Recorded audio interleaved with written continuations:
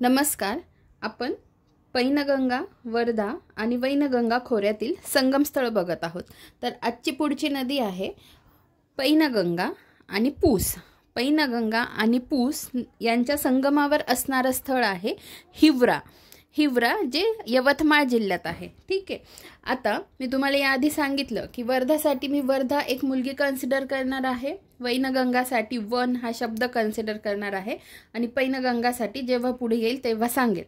तर पैनगंगासाठी मी most of ठिकाणी पैनगंगासाठी पाय हा शब्द कन्सिडर करणार आहे. ठीक आहे, पाय.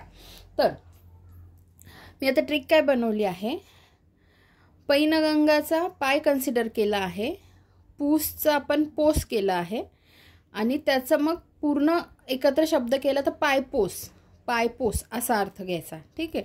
आता हिवराचं हिरवा हे अक्षर कन्सिडर केलं आहे. हां, आता बघा ट्रिक काय बनवली आहे, हिरवा पायपोस. हां, हिरवावरून हिवरा हे संगमस्थळ, पायवरून पैनगंगा नदी आणि पोसवरून पूस नदी. ठीक आहे. आता आणि त्याच्यात तुम्हाला नीट लक्षात राहावं याच्यासाठी मी इथे पायपोस पण काढलेला आहे. इंग्लिशमध्ये त्याला डोअरमॅट म्हणतात.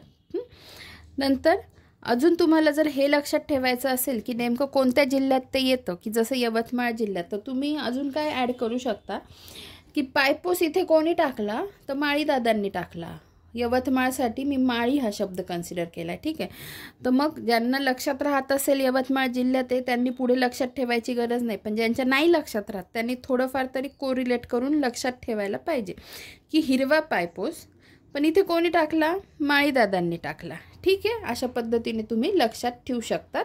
धन्यवाद.